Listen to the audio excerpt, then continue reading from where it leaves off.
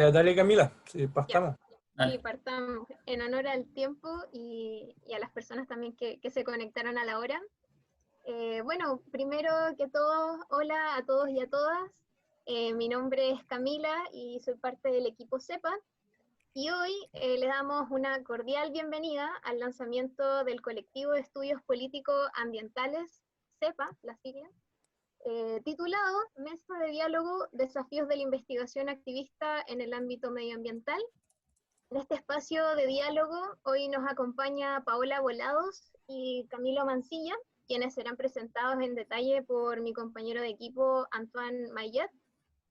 Y antes de iniciar la actividad, me gustaría también dar un espacio para nombrar a los integrantes de CEPA, que está compuesto por académicos y estudiantes que hemos venido trabajando hace algún tiempo en investigación activista, especialmente en el ámbito medioambiental. Ahí está Antoine Mayet, está Francisco Martínez, puede levantar sus manitos, Sebastián Carrasco, Joaquín Rosas desde el equipo digital Zoom, Yaisa Lorenzo, Javiera Pizarro, Valentina Cariaga y Paulo Abad.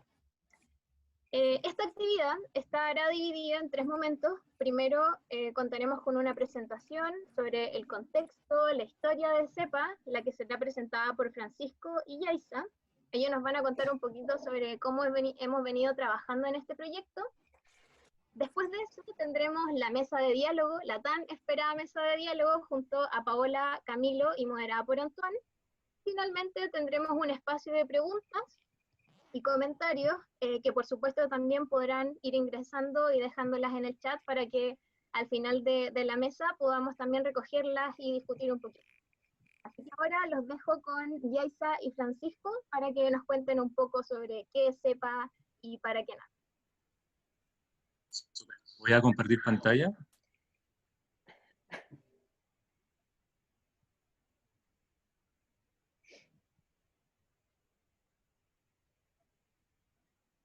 Y aún no se comparte, ¿cierto? Ahora sí. Sí, ya está. Ya, genial. Bueno, ya me presentaron, soy Francisco, uno de los miembros fundadores de CEPA, y le estoy hablando desde Rengo, en mi querida región de O'Higgins. Voy a partir contextualizando un poco cómo surgió la idea de formar este colectivo. Varios de los que estamos aquí presentes como miembros fundadores de CEPA ya veníamos trabajando en conjunto para investigar sobre temáticas medioambientales, de movimientos sociales y de participación ciudadana. Por ejemplo, y quizás el primer proyecto en el que nos reunimos fue durante el año 2018 para estudiar el desarrollo de la institucionalidad ambiental chilena, el ministerio, la superintendencia, los tribunales ambientales, en donde documentamos cómo la movilización social empujó la creación de la nueva institucionalidad que tenemos desde el año 2010. Luego, durante el año 2019, comenzamos a realizar análisis críticos sobre la forma de elaborar la actual ley de cambio climático que se encuentra en tramitación en el Congreso. Analizamos cómo fue la puesta en agenda de esta temática, analizamos cómo fue el proceso participativo para construir el proyecto de ley, en donde fuimos bastante críticos. Entonces ya teníamos cierta trayectoria como colectivo, pero no estábamos constituidos como tal. En octubre de 2019 fue la revuelta. Se me olvidó cambiar. En octubre de 2019 fue la revuelta social que nos sorprendió a todas y a todos por igual. Siendo parte del movimiento, veíamos cómo se iban posicionando las demandas por el fin al actual sistema de pensiones, por el fin a la educación de mercado, por la reforma al sistema de salud, entre otras, pero también nos íbamos dando cuenta de cómo iban apareciendo pancartas y letreros alusivos a la recuperación del agua, al fin de la zona de sacrificio, contrarias a las grandes salmoneras, en contra del TPP-11, con el eslogan "no es sequía, es saqueo". Entonces, como equipo y ambientalistas, notábamos cómo una de las principales raíces de la revuelta de octubre era la conflictividad ambiental, particularmente en regiones y en territorio con sufrimiento ambiental. Sin embargo, notábamos que no tenían tanta visibilidad en el momento cero del estallido en comparación a las otras demandas. Las imágenes que están viendo en pantalla son algunas de las que nosotros mismos íbamos tomando y que nos íbamos compartiendo entre nosotros. Incluso voy a retroceder un poco, que esta me parece bastante simbólica, Puente Pinono, y tomamos esta fotografía porque nos parece bastante simbólica. Hay 6 lienzos en donde mencionan la indiferencia, la pobreza, la miseria, la desigualdad, la precariedad, y el último aparece la sequía. Entonces nos parece súper potente que estuviese en ese momento y es parte de lo que venimos conversando. En este contexto también, cientos de personas movilizadas comenzaron a organizar cabildos para discutir sobre distintas temáticas y problemáticas que se buscaban cambiar durante el proceso constituyente que se estaba forjando. Notábamos también nuevamente que habían cabildos por temáticas medioambientales, por el agua, por energía, y fue ahí que como equipo nos interesamos especialmente en los cabildos ambientales, buscando conocer cómo era relevada esta temática por las organizaciones sociales y esperando también poder realizar un aporte desde la academia eh, a las organizaciones sociales y esperando visibilizar las raíces ambientales del descontento social. Empezamos a rastrearlos, a compartir los afiches que cada uno veía en distintos espacios sobre estos cabildos medioambientales y había una multiplicidad de estos por todas partes. Rápidamente nos llamó la atención, ay, aquí nos falta una imagen. Rápidamente nos llamó la atención el proceso de cabildos por el agua levantado por el Movimiento por el Agua y los Territorios, el MAT, que nos llamó la atención porque tenían una estructurada organización por detrás y porque habían comenzado con este proceso de cabildos justo una semana antes de la revuelta social, específicamente el 7 de octubre. Esto nos pareció demasiado curioso. Los movimientos ambientalistas eran una parte importante del proceso y estaban siendo visionarios sobre el momento que estaba ocurriendo, pero poca notoriedad estaban cobrando. Fue ahí cuando decidimos concentrarnos en este proceso de cabildos por el agua, resultando en la producción de un capítulo que da cuenta sobre los cabildos por el agua que organizaron y mencionando y dando cuenta también de la relevancia que han tenido para el movimiento y para el proceso constituyente que se estaba forjando. Es un capítulo que contribuye desde la academia a la movilización social y también para visibilizar las luchas territoriales a lo largo de todo el país que se estaban forjando. Aquí se supone que debiese aparecer una imagen, no sé por qué no aparece, pero estaba en la PPT, en donde se mostraba uno de los productos que resultaron del proceso de cabildos que levantó el MAT, que era un decálogo por la gestión comunitaria del agua, en donde a partir de este proceso de cabildos que levantaron a lo largo del país, que fueron alrededor de 50, 60, generaron un insumo de política pública súper importante y valioso cuando proviene desde el movimiento social. Sin embargo, el trabajo, si bien el trabajo fue considerado, tuvo muy buenas intenciones por nuestra parte y el resultado fue considerado un aporte para la movilización social, el proceso de investigación no estuvo libre de desconfianzas, hubieron dudas totalmente comprensibles por parte del movimiento y sujetas a cuestionamientos por la forma de acercarnos y de trabajar.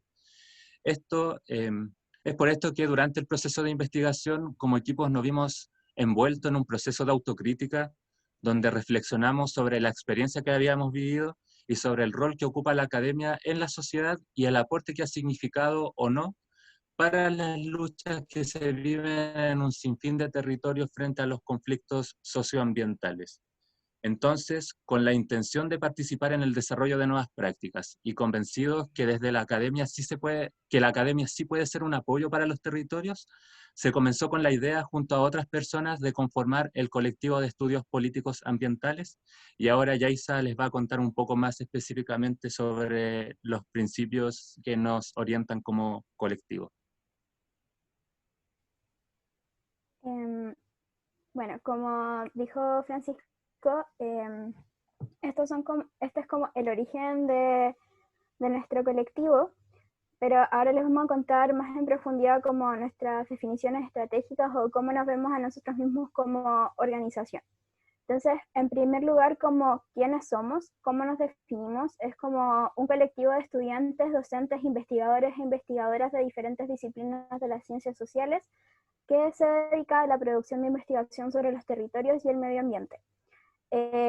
Como nuestro origen es esta reflexión en torno al rol de la academia en los movimientos sociales, uno como de nuestras principales objetivos y ideas es buscar aportar a la construcción de narrativas críticas desde el ámbito académico sobre la relación entre el medio ambiente y la política en sus múltiples facetas, y desarrollar un trabajo conjunto con diversos actores socioambientales. Ahora, respecto a los principios que nos orientan, esto fue como un trabajo de reflexión entre las distintas personas que conformamos el colectivo sobre cuáles eran los valores que queríamos tener en nuestra organización y que iban a guiar nuestro trabajo. Y definimos los siguientes: horizontalidad, trabajo colaborativo, voluntad de cambio y transformación social, reflexión crítica, igualdad de género, independencia y orientación formativa.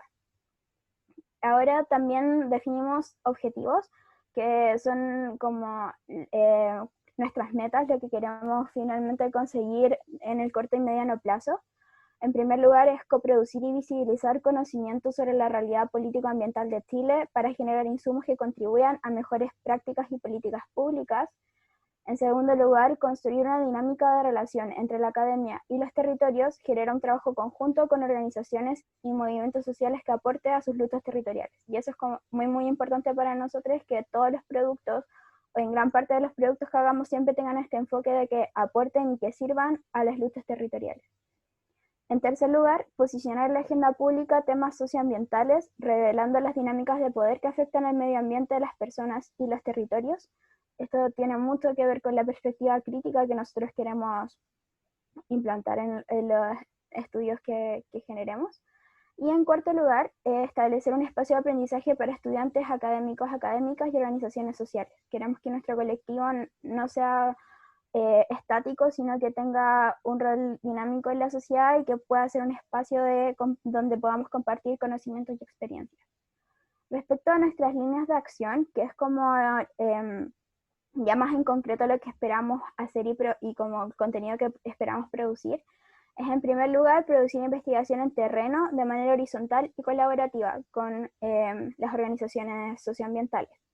En segundo lugar, trabajar en conjunto con diferentes actores socioambientales en la coproducción de conocimientos sobre los territorios y la realidad político-ambiental de Chile. Y en tercer lugar, generar espacios de formación para jóvenes y estudiantes a través de pasantías y proyectos de investigación, en particular enfocado a estudiantes de pregrado de diversas disciplinas de las ciencias sociales, o en realidad como quienes se interesen en formar parte de este espacio. Ahora, pasando como a la siguiente diapo, es para presentarles un poco más a nuestros distintos miembros fundadores, que actualmente somos 9 personas, que son Valentina Cariaga, Antón Mayé, Camila Flores, Sebastián Carrasco, Javiera Pizarro, Pablo Yáñez, Francisco Martínez, Joaquín Rosas y que les habla Yaisa Lorenzo. Y todos nosotros somos personas que tenemos vínculos y experiencia en distintas regiones de Chile. De hecho, la mayor parte del equipo vive actualmente en regiones fuera de la región metropolitana. Y muchos de nosotros también actualmente trabajamos en organizaciones territoriales socioambientales. Y por tanto, algo que nos caracteriza y nos une como equipo es que todos estamos comprometidos con el cambio a nivel político, institucional y de la matriz productiva de Chile. Ahora, para comentarles un poco como de los proyectos que hemos estado desarrollando y que tenemos en perspectiva trabajar durante el próximo año. En primer lugar, es el trabajo con organizaciones territoriales. Estamos actualmente generando lazos con organizaciones territoriales socioambientales, en particular con 2 organizaciones ya hemos generado este contacto, y entonces estamos en la etapa de planificación de proyectos que estas organizaciones consideren útiles para su trabajo y que nosotros como colectivo podamos contribuir. Y estos proyectos se van a ejecutar durante el año 2021, y también actualmente generamos un vínculo con la ONG FIMA, una organización que ha estado trabajando constantemente con despliegue territorial, y con quienes generamos un vínculo para hacer un proyecto sobre protesta social y las raíces ambientales de la revuelta de octubre. Finalmente, como antes de pasar a la presentación, queríamos dejarles invitadas a seguir en contacto, a que si tienen cualquier duda, si quieren como saber más del colectivo, pueden consultar nuestra página web, seguirnos en nuestras redes sociales o contactarnos a nuestro correo electrónico. De todas maneras, luego Camila dejará como más información al respecto al contacto y cómo hacer si les interesa formar parte de nuestro colectivo. Así que eso es nuestra presentación. Muchas gracias por estar acá y ahora le dejo el pase a Camila. Muchas gracias, Yaisa y Francisco. Esperamos haber contextualizado un poco a través de esta presentación qué es CEPA y qué es lo que también nos interesa hacer. Sin duda pueden dejar sus preguntas y comentarios en el chat para que también podamos abordarla al final de la mesa de diálogo. Así que ahora, a continuación, los dejo con Antoine, quien moderará esta mesa, este espacio de diálogo con Paola y Camilo. Muchas gracias, Camila. Buenas tardes a todos. Muchas gracias por su presencia, a los amigos y a los que uno no conoce también y que llegaron hasta este encuentro. Bueno, sí, cuando nos preguntamos cómo lanzar CEPA, lo primero fue obviamente que iba a tener que ser por Zoom, lo que tiene esta ventaja de que podemos hablar desde distintas partes y eso es muy bueno. Y luego, bueno, pensamos en de qué vamos a hablar, ¿no? ¿Cuál va a ser qué podría ser un primer tema a abordar? Y quisimos entonces abordar justamente lo que nos motiva, ¿no? Los lazos entre la academia y el activismo, y queremos abordarlo con personas que han sido muy activos, pioneros en esta acción, siendo súper claro que es algo que no estamos inventando y que al contrario queremos inspirarnos de cosas que existen y ir fortaleciendo nuestra propuesta a partir de estas experiencias que hay y tratando de encontrar también un lugar finalmente en esta efervescencia del momento. Y para eso entonces decidimos invitar a Paola Volados y Camilo Mancilla, perdón, y entonces, bueno, ahora tenemos una conversación con ellos. Vamos a tener dos momentos de conversación en torno a algunas preguntas más específicas. Primero se los presento, por si no los conocen. Bueno, Paola Volados es doctora en antropología, es académica de la Facultad de Ciencias Sociales de la Universidad de Playa Ancha, investigadora del Centro de Estudios Avanzados de esta universidad. Y ha publicado diversas investigaciones sobre movilización socioambiental en la región de Valparaíso. Y estas investigaciones están basadas en los lazos que ha creado con las mujeres en zona de sacrificio, diversas organizaciones en la provincia de Petorca, un trabajo muy impresionante del cual ella misma nos va a contar más. Y Camilo Mancilla, Camilo es geógrafo de la Pontificia Universidad Católica de Valparaíso, candidato a magíster en Geografía y Geomática por la Universidad de Chile, de Santiago, y es miembro de la Mesa Nacional de Modatima, donde es encargado de Relaciones Políticos-Sociales. O sea, ahí también como las dos características que nos interesa destacar. En conjunto con compañeras y compañeros de Modatima, como Lorena Donaire, Alexander Panes, Rodrigo Faúndez, han impulsado diversas investigaciones sobre escasez hídrica en Chile, tanto en redes como revistas académicas, como también para organismos intergubernamentales como la Corte Interamericana de Derechos Humanos y el Consejo de Derechos Humanos de Naciones Unidas. Así que, bueno, partamos entonces. Le voy a dar primero la palabra a Paola, y Paola nos pidió usar su palabra para empezar con un video que es producto de su trabajo. Bueno, ella lo va a introducir mejor que yo, así que Paola, te cedo la palabra.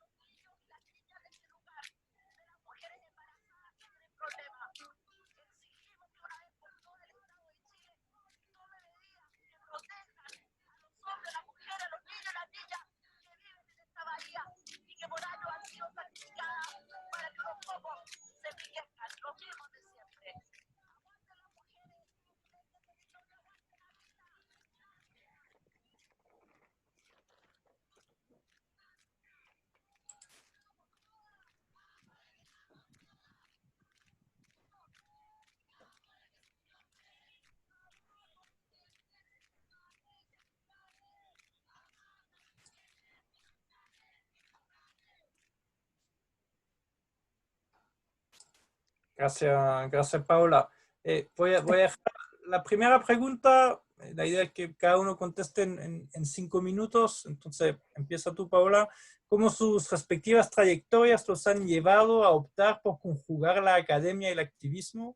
¿Consideran que estas prácticas de investigación ayudan a volver a la academia más permeable a las problemáticas sociales? Se cortó la última parte, pero creo que la... Yo vi todo, yo creo, hasta el texto final, ¿no? Sí, se escuchó ahí, ya.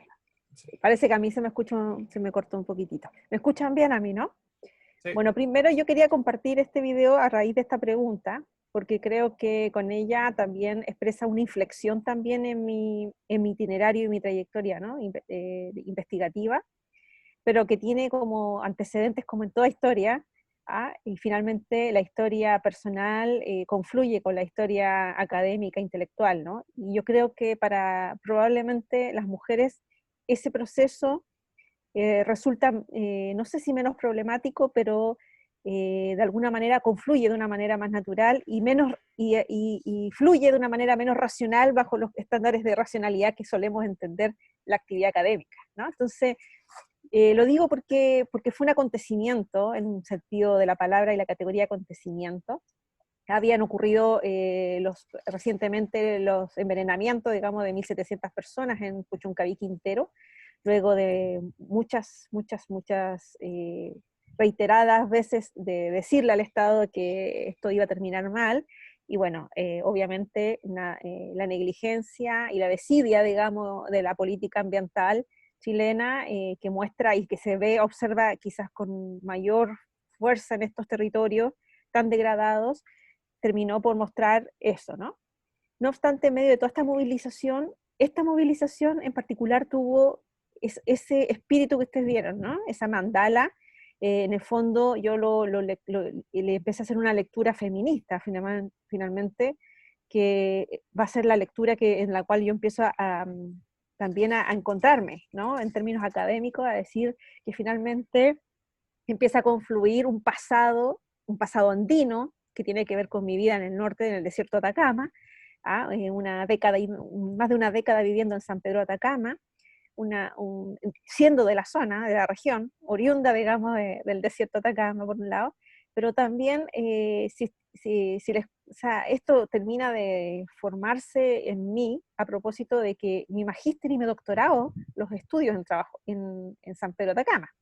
Eso, obviamente, empiezo a darme cuenta que va a confluir de una manera en cómo yo entiendo la investigación y cómo me informa o forma mi carácter investigativo en mi relación con las comunidades, en un contexto de mucha colonialidad académica. O sea, yo estaba estudiando en el Instituto, ¿no?, de Antropología de la zona, que tiene una relación muy compleja con las comunidades, porque además administran el Museo de San Pedro, y todo el tema de la apropiación de los cuerpos, del trabajo arqueológico, estaba siendo cuestionado, ¿no? Esa colonialidad, de alguna manera, del conocimiento arqueológico estaba siendo fuertemente, digamos, peleado. Entonces, en ese contexto yo me formo en otro tipo de vinculación con las comunidades, y en donde empiezo a desarrollar mis primeros trabajos en ese momento sobre interculturalidad, que fueron derivando al tema de las problemáticas de agua y minería, en donde empiezo a formarme también en la problemática del extractivismo, ¿no?, que es con la que yo aterrizo también corporalmente en la quinta región. Así lo digo corporalmente porque en el fondo manejando es que conozco Puchuncaví y ese monstruo, y en donde yo en el fondo me llego a la quinta región, me recibe ese monstruo de Puchuncaví, y a los meses se produce ese incendio en Valparaíso.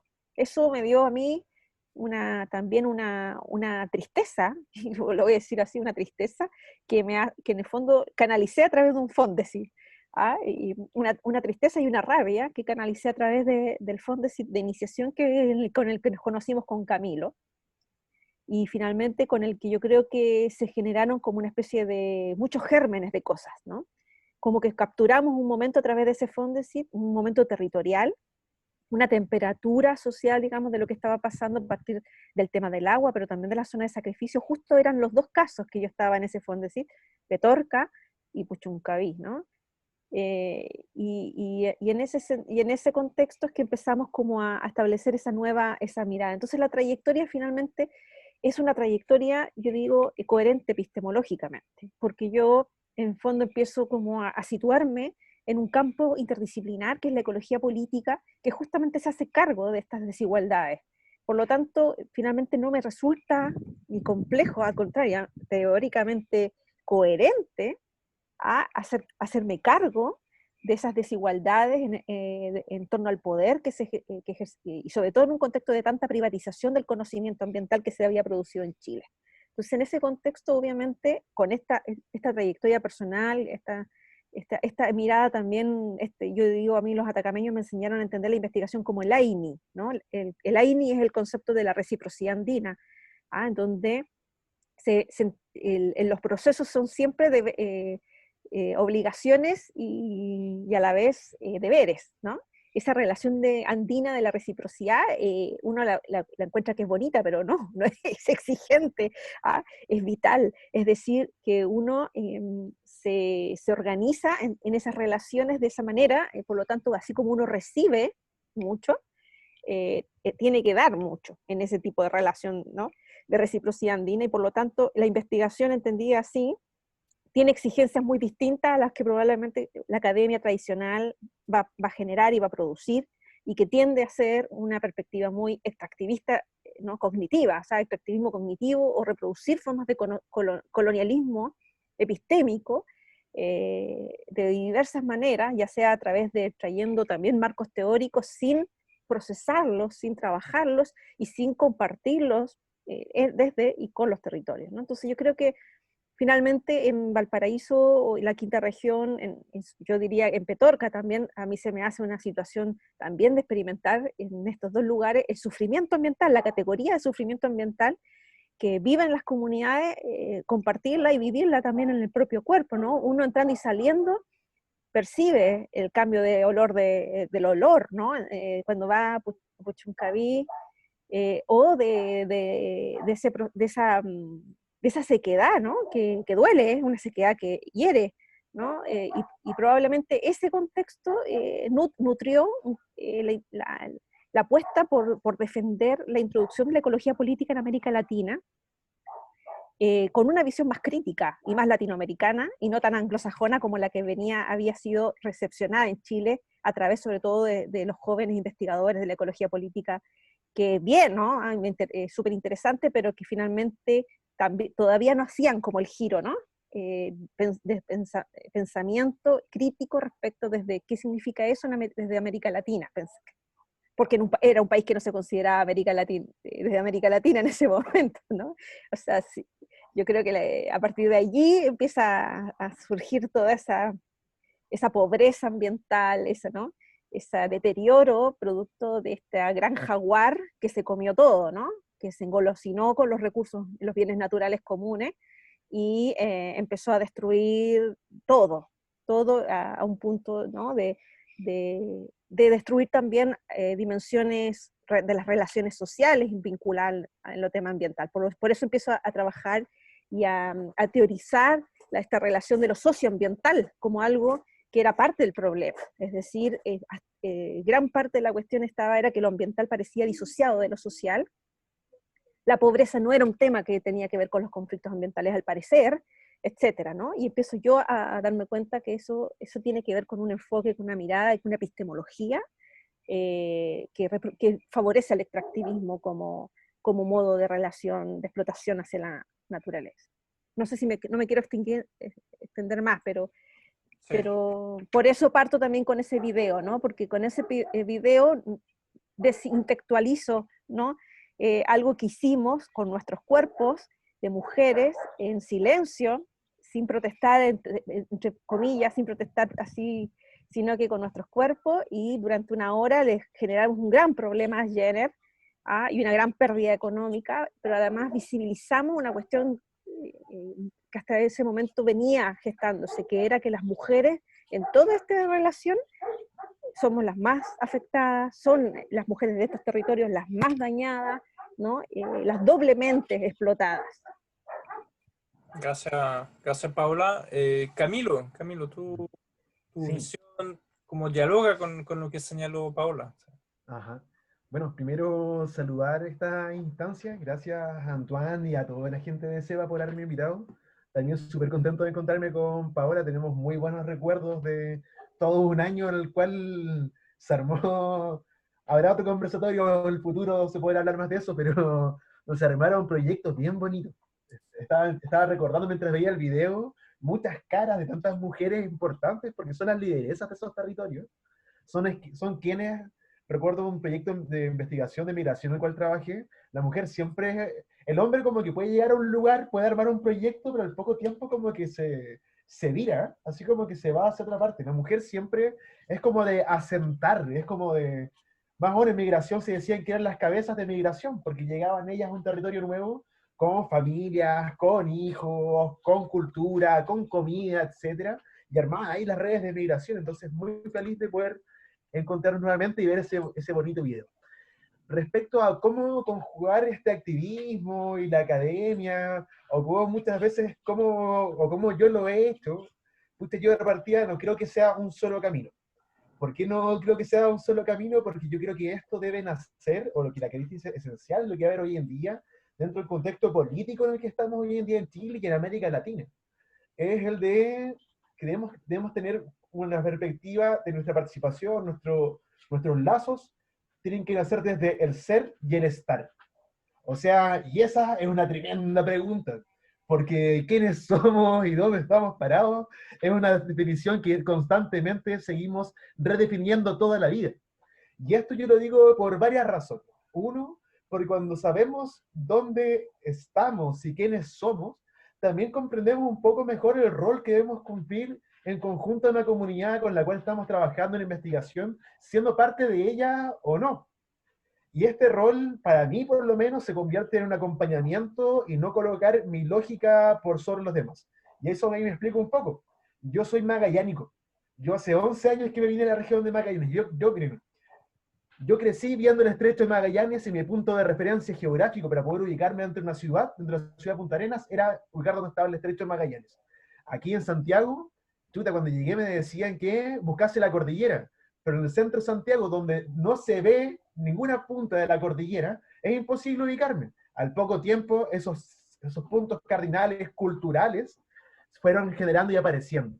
Y eso yo lo digo también porque en ese sentido, también la lógica contra el extractivismo académico o contra todas las formas de extractivismo, yo no represento los territorios y no puedo tomar la palabra porque hoy en día se encuentran vulnerados por este extractivismo. O sea, a mí no me falta el agua. A mí yo puedo estudiar en la universidad, puedo pagar un arriendo, o sea, tengo distintos privilegios. De lo que yo sí puedo hablar es del trabajo de acompañamiento que yo hago en conjunto a comunidades como parte de un proceso de transformación social. Y yo creo que eso también hace una diferencia muy importante, y ahí regreso a una cosa que dije al comienzo, una diferencia muy importante porque el contexto político-social de Chile en este momento lo está pidiendo. O sea, la deslegitimación de las formas tradicionales de hacer política o de las orgánicas de la política, que eran los partidos políticos, y la aparición de, como señalaban en un comienzo en la introducción de este espacio, los cabildos que fueron apareciendo, las formas de deliberación popular transversales, que más allá de que eran capaces de decidir quiénes podían ser sus vocerías, la decisión era desde las bases de forma vinculante hacia arriba. No era donde había una vocería en la cual se podía tomar una potestad por sobre todos los demás. Entonces me parece que ese sentido, el ser y estar, es muy importante. Y también es muy importante por algo que dijo recién también Paola. O sea, cuando uno recorre estos territorios, por ejemplo, voy a hacer recuerdo cuando fuimos la primera vez, o yo fui contigo primera vez a Quintero Puchuncaví, y conocimos a don Eduardo Pino. Eduardo Pino, que es de los Hombres Verdes de Ventana. Los Hombres Verdes de Ventana, googleenlo ahí, les va a parecer que son ex trabajadores de Codelco, Enami, los cuales están contaminados con metales pesados, se iban muriendo de a poco, y aparte de tener cánceres asociados a metales pesados, empezaron a secretar en todos los lugares donde uno tiene pelo, costras de color verde, por todo el cuerpo. Y una vez que los abrían, te encontrabas que sus cuerpos estaban verdes por dentro también. Por eso los hombres verdes de ventana. Y si eso no te genera una tristeza, si no te genera que tu ser y estar te dice, oye, tus herramientas, tu conocimiento, puede ser un elemento de transformación para esta dignidad de estos territorios, no sé muy bien hacia dónde estaríamos apuntando. Tal vez en ese mismo ser y estar nos damos cuenta que tal vez queremos dedicarnos a otras cosas, lo cual sería completamente legítimo. Tal vez quiero tener un quincho y cocinar pollo toda mi vida. Y es sumamente legítimo, mientras eso sea como tal vez antiguamente se sabía señalar, no tan antiguamente, pero cuando un intelectual es orgánico, o sea, que está metido dentro de la organicidad, dentro de las formas de producción y reproducción de un territorio. O sea, estamos hablando de que está introducido dentro de esto. Y por último, como ir cerrando esta primera parte, a mí me parece que hace un tiempo atrás también, y eso iba cambiando harto, yo creo que también eso yo lo aprendí con Paola, digamos, muchos, con teoría, modelos, y hablábamos de David Harvey, y la acumulación por disposición, y de los territorios, pero estábamos haciendo una cosa muy parecida que suele hacer la política colonial constantemente. O sea, hacer que esta forma de pensar el territorio a través de un modelo fuese eliminando como las idiosincrasias territoriales, o como se dice desde geografía, rugosidades. Porque se piensa más o menos lo siguiente. Se piensa que este es el territorio, es una hoja en blanco, en la cual podemos poner cualquier forma de pensar sobre ella y que nuestro modelo va a estar dentro de eso. Pero eso es imposible de partida. La geografía y la física nos muestra de que el territorio no es así, sino que es así. O sea, yo les dije, yo nací viendo el Estrecho de Magallanes y era mi punto de referencia. Yo reconozco distintos tipos de nieve y distintos tipos de blanco. No sé si ustedes, tal vez algunos sí, dependiendo de sus experiencias con la nieve. Entonces podemos empezar a hablar de distintas formas, pero en ese sentido, de formas de discusiones sobre el feminismo, el cuerpo, la cultura, los pueblos originarios, la religión. La religión dentro de las ciencias sociales es una discusión la cual ha estado muy apartada, pero que dentro de la idiosincrasia y esa amalgama que se ha generado, por ejemplo, con los cantores a lo divino y cantores a lo humano en toda la zona central de la región de Chile, son elementos muy interesantes para entender la lógica de los territorios. Y más aún, esto sí para terminar, yo creo que es importante poder entender que estas discusiones que nos permiten el contexto político actual, nos permiten también que cuando discutamos, por ejemplo, en mi caso, desde Modatima, en las luchas por la desperdición del agua en Chile, la recuperación del agua para las comunidades, entendamos que no es una discusión alejada y separada de las demás, sino que estamos diciendo de que eso se encuentra hoy día unido a la AFP, porque los fondos de los trabajadores y trabajadoras hoy en día en Chile son invertidos en industrias extractivistas. 18.000 millones de dólares se gastan al mes, se invierten de nosotros y nosotras. Agua y educación, agua y salud. O sea, hoy en día la provincia de Petorca tienen 20 litros de agua al día, es todo por debajo de los estándares de la Organización Mundial de la Salud. ¿Y cómo te haces para lavarte las manos con 20 litros de agua al día por persona? En contexto COVID. Agua y niñas. Hoy en día en la provincia de Petorca hay niñas las cuales en procesos obvios de la forma de producción y reproducción del territorio y del cuerpo no tienen cantidad de agua suficiente para satisfacer sus condiciones higiénicas en sus periodos de menstruación, por ejemplo. O sea, hoy en día en las escuelas de la provincia de Petorca podemos encontrar escuelas rurales las cuales tienen 2 horas de agua al día. O por ejemplo, yo creo una cosa en la cual todavía no nos damos cuenta, o yo me he dado muy cuenta este último tiempo, agua, cuerpo y territorio, y el último tiempo tal vez con este encierro, estas cuarentenas. Yo por fin me di cuenta de lo que mis compañeras feministas me decían hace tanto tiempo. Mi primer territorio, me decían, es mi cuerpo. Chuta, yo necesité estar encerrado y tener que eliminar mi recreación que tenía con toda la región metropolitana, o con todos muchos territorios, y no poder acceder a ello, estar encerrado en mi casa, para darme cuenta que mi primer territorio era mi cuerpo, y que tenía afectaciones territoriales y tenía extensiones territoriales. Entonces nosotros, cuando nos damos cuenta de que las discusiones no son solamente el modelo que teníamos pensado y que estamos haciendo un proceso que tenemos que revelar y relevar a esas rugosidades, esas idiosincrasias territoriales, significa que entramos también a la lucha en la cual es anticolonial y anticapitalista. Porque con esto ahora sí termino. Podríamos recuperar el agua, pero las formas de explotación del hombre por el hombre y la precarización del trabajo va a seguir estando. 8 de cada 10 mujeres van a seguir siendo las recolectoras de agua, porque seguramente vamos a recuperar el agua, pero nos van a seguir repartiendo agua desde camiones aljibes. Podríamos recuperar el agua, pero seguramente Alonso Alberto Curamil, el premio Goldman, el Nobel del Medio Ambiente, igual iba a pasar 1 año y medio encerrado por haber protegido su río. Entonces, cuando somos capaces de ver esto como una red que es un poco más grande, y una red que no está completamente entrecruzada, sino que una red que tiene ciertas intersecciones nomás, yo creo que esa es una de las verdaderas luchas que tenemos que tener hoy en día. Gracias Camilo. Bueno, sigamos y ya se van acumulando las preguntas del público, así que hay entusiasmo, pero sigamos primero con este segundo cuestionamiento relacionado con lo que ya presentaron. ¿Qué desafíos ven en el desarrollo de investigaciones en un campo en conflicto, como es el caso de las luchas socioambientales? ¿Y cómo conjugar los resultados que te exige la academia con resultados beneficiosos para la comunidad? No, hasta podemos decir con resultados que te exige la comunidad también. Así que ahí, bueno, primero de nuevo Paula y luego... Bueno, aquí está la guinda de la torta, la cereza de no sé qué, ¿cómo se dice? Todo. Porque en realidad la pregunta es desde qué territorio producimos conocimiento y con quiénes, ¿no? O sea, ¿desde dónde yo me sitúo? Entonces la pregunta para un investigador, ¿desde dónde tú escribes? ¿Desde dónde tú investigas? ¿Cuál es tu territorio? Y probablemente para muchos no haya ese territorio en general, uno se encuentra con los investigadores. Entonces le da lo mismo estar en Magallanes o en Desierto de Atacama. ¿Ah? Por ejemplo, para que hagamos el ejercicio solamente con el Camilo, que somos de las dos puntas de este país, ¿ah? Y en donde, por ejemplo, así como él tiene esa experiencia con la nieve, yo la tengo con la aridez. ¿Ah? Entonces, la geocultura, ¿ah? La experiencia de conocimiento es fundamental, y eso no lo transmite la universidad, y mucho menos las especializaciones en posgrado, menos en doctorado, ¿no? Entonces, tenemos que descolonizar la propia universidad respecto a desde dónde produce y cómo produce.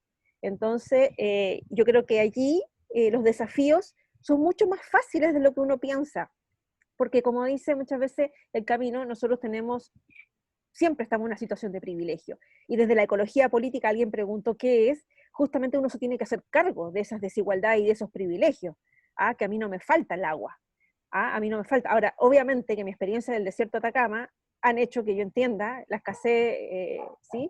Claro, pero ¿qué pasa? Que cuando yo estoy en la quinta, ya el tema no es la aridez del desierto, sino es la sobreexplotación hídrica de la agroexportación, es la naturaleza política de la sequía, como digo yo en mis trabajos. Entonces, claro, pero probablemente yo profundizo a algunos niveles que los mecanismos de investigación, los métodos de investigación no son suficientes para llegar, porque requieren una profundización de la relación también con el territorio. Y eso no siempre pasa por el estar, porque uno, no sé, en el caso de ese primer proyecto, yo estuve mucho en Puchuncaví y en Petorca en ese periodo.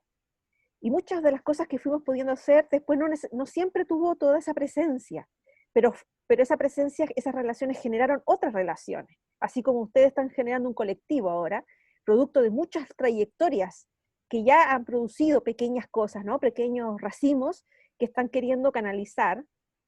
Lo mismo pasa con uno, es decir, uno empieza a tener, no sé, ahora por ejemplo se me sumaron 2 postdocs de Argentina, de la Universidad de Buenos Aires, uno está en Putaendo, la otra va a trabajar sobre minería, va generando alguien que se fue a hacer un doctorado a España, que quiere sobre extractivismo y género en Huasco, ¿no? Entonces empieza a producir en una línea en donde ha habido marginación, porque la ecología política es una perspectiva en Chile que ha sido muy marginal todavía, más desde una perspectiva crítica y desde la lectura sobre los extractivismos.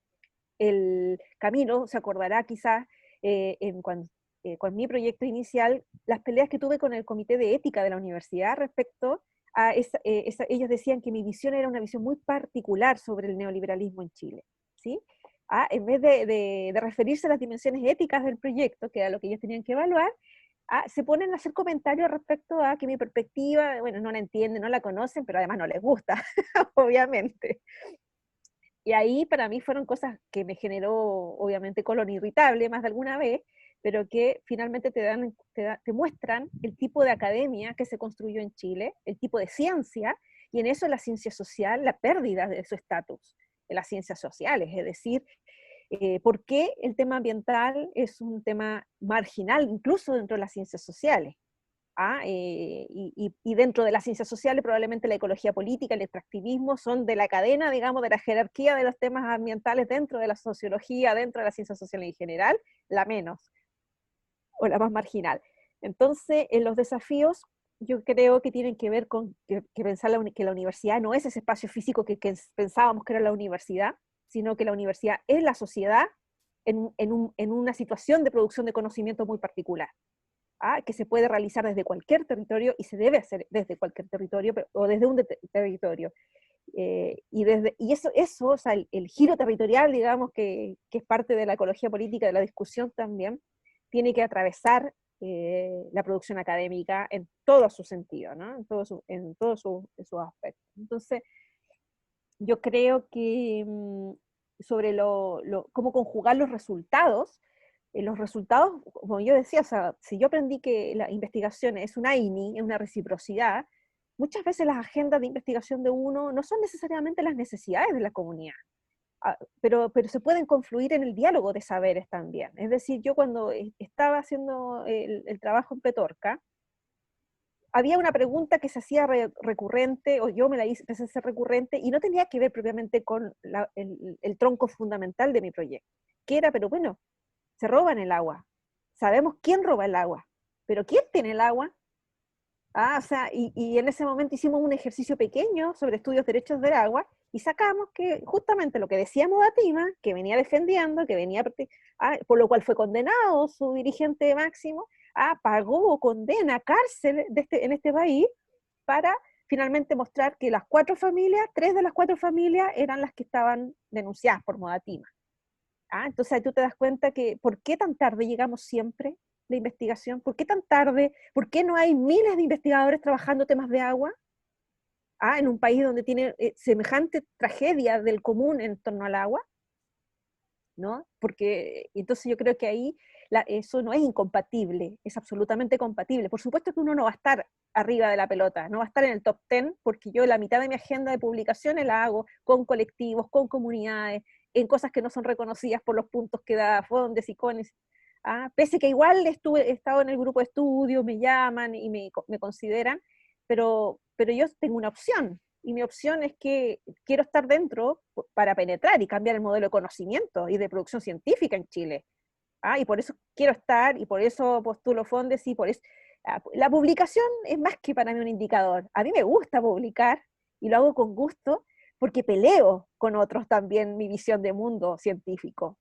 En eso, y eso me fascina, porque como no tengo problemas con los conflictos, estudio los conflictos ambientales en Chile, hay miedo a los conflictos en general, y los conflictos ahora se están asumiendo de una manera muy compleja, justamente porque no tenemos mecanismos para enfrentar los conflictos.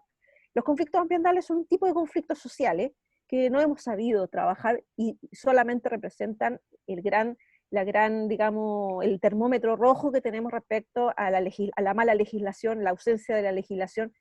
Y en eso hago el comentario respecto a lo que hicieron ustedes en el contexto inicial, que sí, fue por presión de un poco de las comunidades, pero fue eminentemente, desde el punto de vista político, una exigencia de la OCDE, las transformaciones a la Ley de Medio Ambiente del año 2000, y de pies, cuando se crea la superintendencia.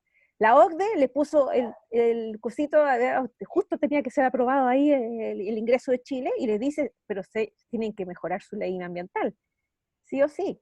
Y Chile en general responde profundamente a los cambios, no por presión social.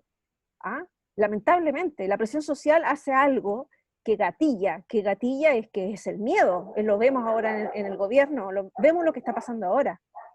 Pero ellos no están pensando que quieren cambiar de acuerdo a lo que nosotros le estamos planteando que queremos cambiar Chile. Ellos están viendo cómo se rearman y se rearticulan en una nueva especulación del agua, Wall Street ahora, ¿no? No me alargo porque si no yo soy buena para hablar, así que mejor Camilo, dale, interrumpe. Muchas gracias, Paola. Camilo.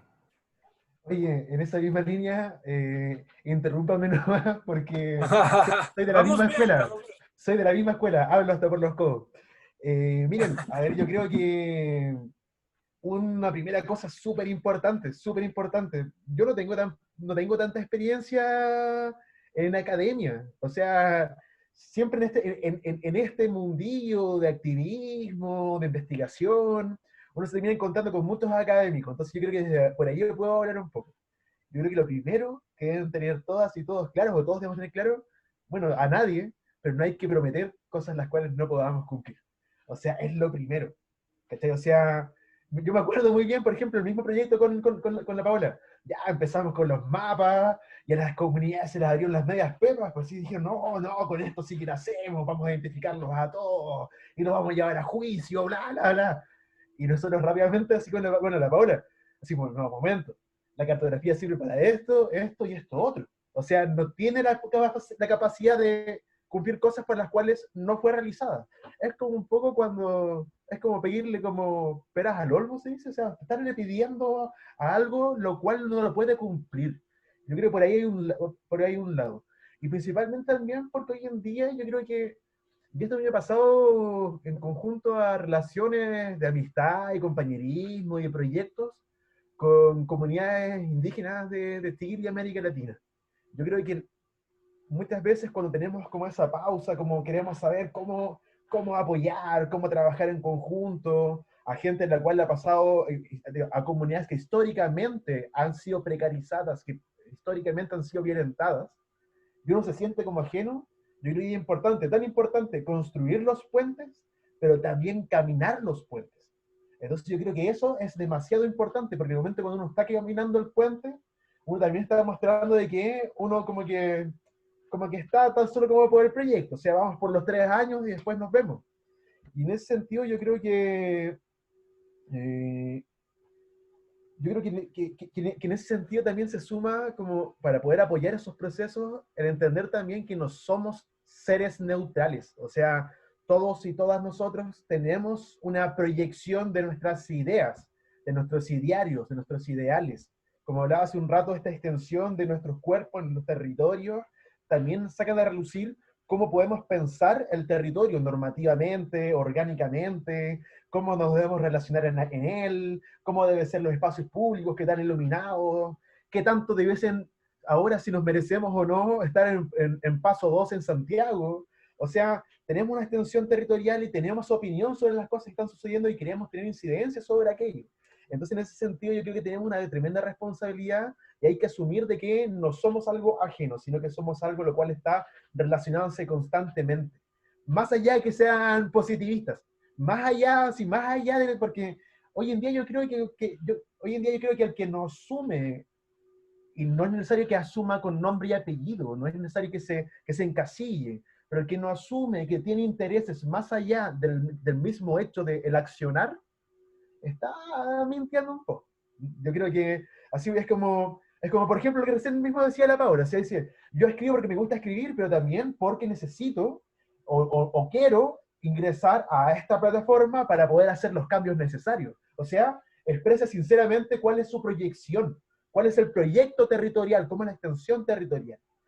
Y en esa misma línea, yo creo que como en esos mismos desafíos, yo creo que el otro es entender de que, como que si, en ese sentido, como que si no somos neutrales, o tienen las convicciones o no tienen las convicciones realmente para hacerlo. Muchas veces yo creo que nos estamos dando muchas vueltas como para poder ingresar a ayudar, y tal vez muchas y muchos de ustedes, yo por ejemplo, mucho tiempo estuve pensando que quería ser académico, y ahora estoy terminando el magíster, quería meterme a hacer el doctorado al tiro, pero chuta, pero las cosas que me he enfrentado el último tiempo me he dado cuenta que hay otros caminos que son sumamente interesantes. No necesito hacer un doctorado para poder cumplir con aquellos proyectos.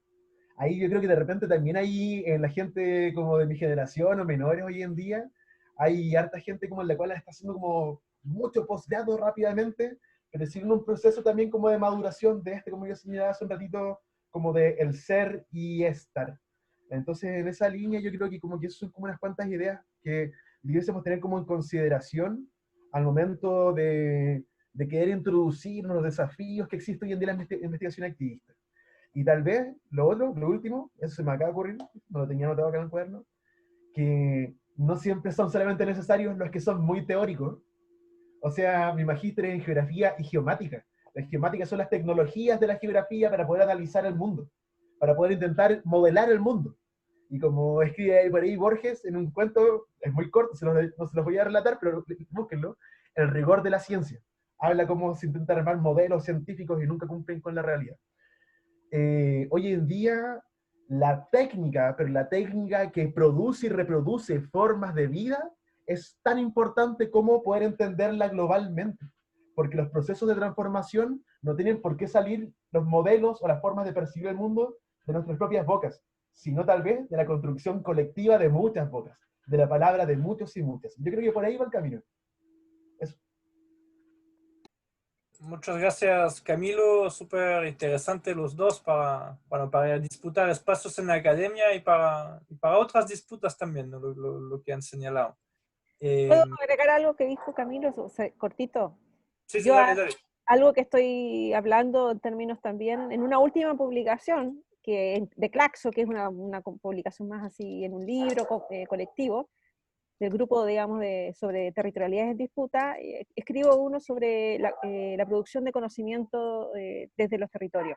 Y lo que estoy planteando ahí es que en el fondo la ecología política ha entrado también en crisis, no solamente desde su recepción anglosajona en América Latina, sino de América Latina en sí misma también, porque en el fondo las comunidades y los movimientos están produciendo un conocimiento mucho más rico, y que están trabajando y han construido ese conocimiento y a ellos se les debe ese conocimiento. Y doy el ejemplo del caso del agua como un derecho humano, un bien común, un derecho humano, que en el caso de Modatima, como han levantado esa producción de conocimiento. O sea, el primer libro sobre tema de agua es de Mundaca, el 2014, pero así como él, o sea, estamos hablando de no cualquier cosa, no viene de la universidad, no viene de la academia, y por otro lado, en el tema de la zona de sacrificio, el concepto de zona de sacrificio, propiamente tal, va a ser recepcionado y reapropiado por las propias mujeres y por las mismas organizaciones de estos lugares para decir, bueno, pero en resistencia, ¿no?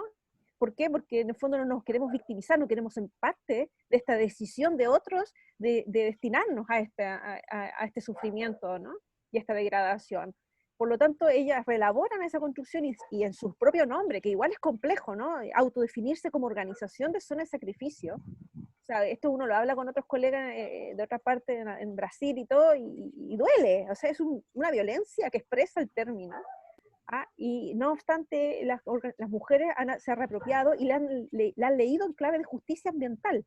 Por eso han hecho todo lo que han hecho para judicializar el caso. Entonces, las organizaciones, las comunidades, las producciones, o sea, esto es para también ubicarnos a nosotros como académicos, de que nosotros no vamos a salvar a nadie, no necesitamos salvar a nadie, y que nadie depende de nosotros. Hay que liberarse de ese mandato misionero, evangélico, del que sea, porque en realidad este camino es colaborativo o no es. ¿Sí? Super. Camila, sí.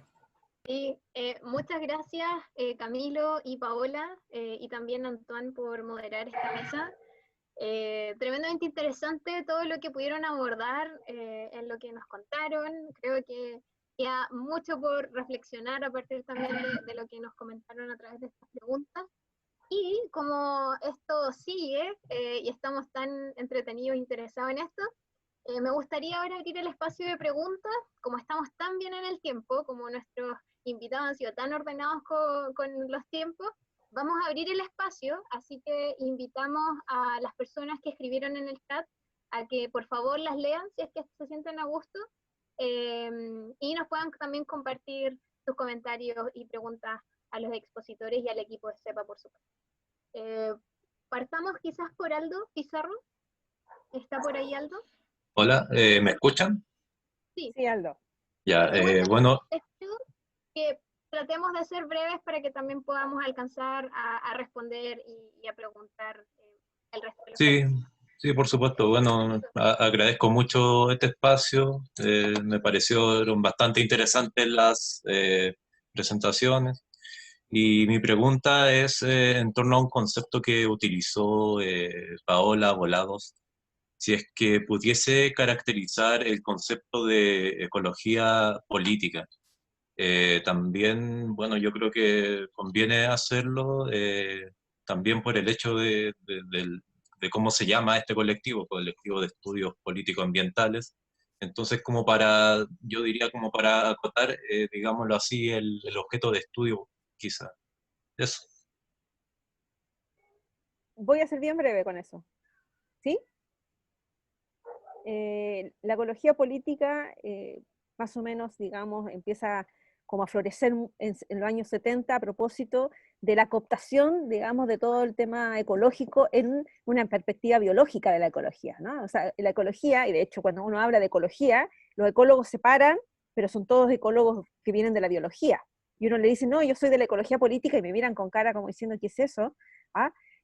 justamente porque surge como una crítica intertransdisciplinaria a esa visión de entender la interacción, ¿no? En naturaleza y cultura de una perspectiva biológica, o como, ¿no? Como en esa estructura de depredadores que nos enseñaron en la escuela, de que cada uno cumple una función ecosistémica así cuadrada, y que bueno, somos depredadores nosotros y alguien es depredador de nosotros, y ahí en ese circuito surge el equilibrio, ¿no?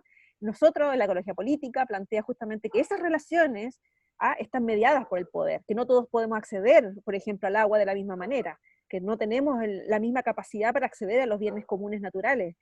Es decir, hay cuestiones de la estructura del poder, cómo está distribuido el poder. Entonces, en un sentido, son temas de distribución, pero también de valorización. Es decir, la valorización en torno al agua, en una cultura indígena como la atacameña, en donde la limpia canales, o sea, el agua es un espíritu, ¿qué tiene que ver o cómo dialoga con una visión de un ingeniero hidráulico respecto a que el agua para él, lo único que ve es el agua canalizada en un embalse y en un tranque? Entonces su visión, y de hecho la visión predominante en Chile, es que el agua de hecho está dentro del Ministerio de Obras Públicas, y eso dice mucho de un país, y de una estructura política de un país que ve al agua como un recurso humano, un recurso natural, que es para explotar y para mercantilizar. Entonces, obviamente, la ecología política pone acento en eso. Muchas gracias. Gracias, Aldo, y gracias, Paola. Vamos a agrupar las preguntas para que también podamos avanzar. Ahora invito a Camila Carrasco, no sé si está por ahí y le gustaría compartir sus preguntas, y a Mauricio Cortés. Después viene Camila Cuevas y Lucas. Mauricio. Hola, sí. Pensaba que estaba Camila, parto yo. Nada, pensando en un poco lo que decían Paola y Camilo, que claro, mucho más que políticas ambientales o políticas públicas, hay múltiples dimensiones que llegan hasta la subjetividad, las emociones, las políticas, en fin. Y lo que me alegra de CEPA, y conecto lo que presentaban con la organización en general, es que es un espacio que permite articular tradiciones que ya están ahí, digamos, no todo como el hilo negro. La investigación-acción, perspectivas comunitarias y populares, lo performático que aparece después, pero agarra mucha fuerza ahora, enfoques decoloniales, enfoques de la filosofía y la teología de la liberación, también otro enfoque que hablan de la transición hacia un buen vivir, u otro modelo de desarrollo, que está todo bien, bien disperso, que agrupa los últimos, no sé, 50 años, y que CEPA tiene como la posibilidad de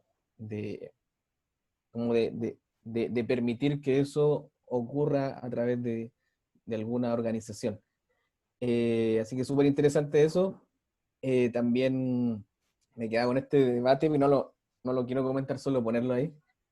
Este debate entre ecología política, resiliencia, gobernanza, que es muy interesante, y les recomiendo este libro,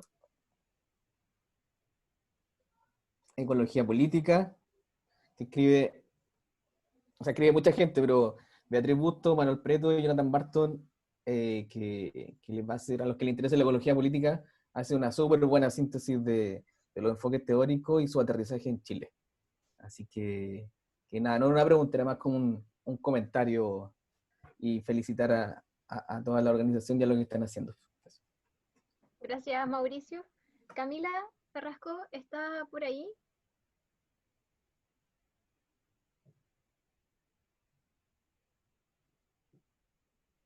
Camila. No sé si nos escucha o sigue por ahí. Si no, bueno, si no, yo voy a leer sus preguntas. Ella dejó 2 preguntas en el chat. Y la primera dice: ¿cómo vinculan sus diagnósticos y hallazgos sobre la realidad y el trabajo de acompañamiento en comunidades para poder incidir en la política, sobre todo en la oportunidad de tener una nueva constitución, ya que desde la academia se podría colaborar tanto en con la sociedad civil organizada y no organizada, como también con los espacios de incidencia. Esa es una de sus preguntas. Y la segunda dice, ¿cómo comenzar a trabajar desde las comunidades en la relevancia de la transparencia y accountability en política ambiental, más allá del acuerdo de Escazú? ¿Se podría pensar en una democracia ambiental en territorios? Ahí abro el espacio para Camilo y Paola. ¿La segunda la puedes repetir? Sí, dice, ¿cómo comenzar a trabajar desde las comunidades en la relevancia de la transparencia y accountability en política ambiental, más allá del acuerdo de Escazú? ¿Se podría pensar en una democracia ambiental en territorios? Sí. Voy a ¿parto yo? Sí, Ya. parte tú, Camilo. Ya, Después la Paola. primera, ¿cómo vincular la investigación y el acompañamiento como para los procesos políticos actuales que tenemos de la nueva constitución? O sea, yo creo, hace un ratito cuando mostraba mi mismo cuaderno y les decía que se pensaba el territorio como una proyección plana en la cual cualquier rugosidad que aparece, rugosidad es un concepto, la rugosidad espacial es un concepto que Milton Santos, un geógrafo brasileño, hablaba, de cuando existía un territorio el cual no era plano y venía un proyecto territorial violento y aplanaba ese territorio. Pero siempre quedan rugosidades espaciotemporales que pertenecían a idiosincrasias, a formas de producir y reproducir la vida de otros territorios. Yo creo que hoy en día, si es que no somos capaces de que nuestra investigación se convierta en acompañamiento, pero también ese acompañamiento que permita que esas voces se puedan revelar, que puedan pronunciarse, que puedan incidir, lo que vamos a volver a hacer es vaciar de significado ese ser y estar, lo que habrá tal vez en un comienzo. Y eso puedo dar enseguida como unos cuantos ejemplos. En el mundo entero, hasta 1950, se hablaba de los países que eran coloniales y los que eran colonizados. Y dentro de las políticas de desarrollo de los países coloniales, hablaban de las políticas de colonización como ya se habla de políticas de inversión en cualquier parte del mundo. Esto lo habla un geógrafo brasileño también que se llama Carlos Walter Porto Gonçalves, que si no me equivoco la Paola lo trajo hace unos años atrás. Llega 1950, se acaba la Segunda Guerra Mundial, empieza una especie de reconstrucción del mundo, varias colonias se empiezan a independizar. David Harvey, este geógrafo inglés, señala de que muchas de esas colonias empezaron a adoptar políticas liberales y neoliberales, pero también aparece la idea en 1950 adelante de el país desarrollado y el subdesarrollado. Y enseguida, o sea, nos liberamos del concepto de las formas coloniales de pensar, de las formas coloniales de hacer política, porque siguen existiendo las formas, las prácticas coloniales, pero enseguida nos insertan otro concepto para vaciarnos de significado nuevamente. Entonces yo creo que hoy día el camino de acompañamiento debe ser poder ser capaces de llenarte de significado los procesos que estamos viviendo. Y estamos llenos de conceptos súper vacíos. Desarrollo sustentable y desarrollo sostenible. Hay un libro súper bueno respecto a eso, Enrique Leff, Discurso Sustentable. Muy bueno, o Discurso Sostenible creo que era. Y acá señala entonces cómo podemos solamente pensar que el desarrollo sostenible va a ser tener una patita de desarrollo en lo ambiental, en lo económico, y en lo ambiental, económico y Social. Y social, sí.